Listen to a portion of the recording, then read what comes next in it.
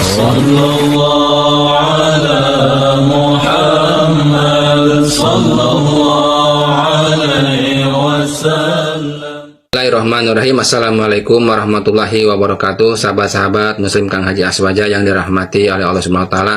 Salawat dan salam selalu kita curahkan pada junjungan kita, Nabi besar kita, Sayyidina wa Maulana Muhammadin sallallahu alaihi wasallam. Baiklah sahabat-sahabat, kali ini kita akan membahas tentang ayat mutasyabihat.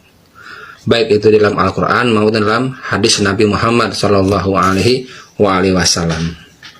Apa yang dimaksud dengan ayat mutasyabihat adalah ayat tidak boleh ditafsirkan secara zahiriyahnya, atau secara artinya, atau secara terjemahannya, baik itu Al-Quran maupun dalam hadis Nabi Muhammad sallallahu alaihi wasallam. Ayat mutasyabihat dibagi dua bagian sahabat-sahabat. Yang pertama yaitu hanya Allah yang mengetahui maksud dan maknanya, seperti contoh ayat-ayat yang berhubungan dengan hal-hal yang gaib.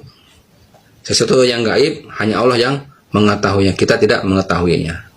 Yang kedua, ayat mutasyabihat yang dapat diketahui oleh orang-orang yang mendalam dalam ilmunya, mendalam dalam tafsirnya, seperti para ulama ahli tafsir yang sudah mengetahui dan mendalaminya atau menelitinya.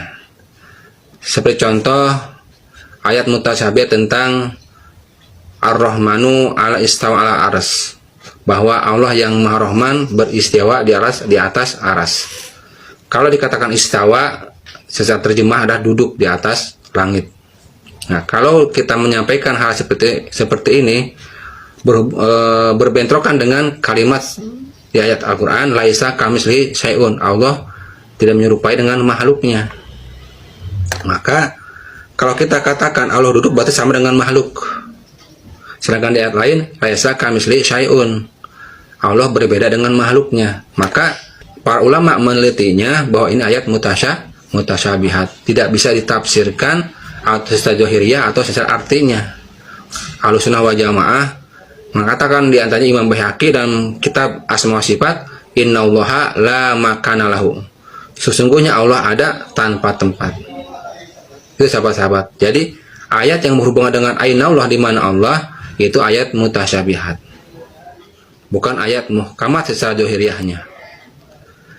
Orang-orang Wahabiyah mengatakan begitu, dia tidak paham kaifiyah dari zat Allah Subhanahu wa taala. Maka jangan diikuti sahabat-sahabat pemahaman akidah Wahabiyah lah, akidahnya mujassimah, menjisimkan Allah Subhanahu wa taala.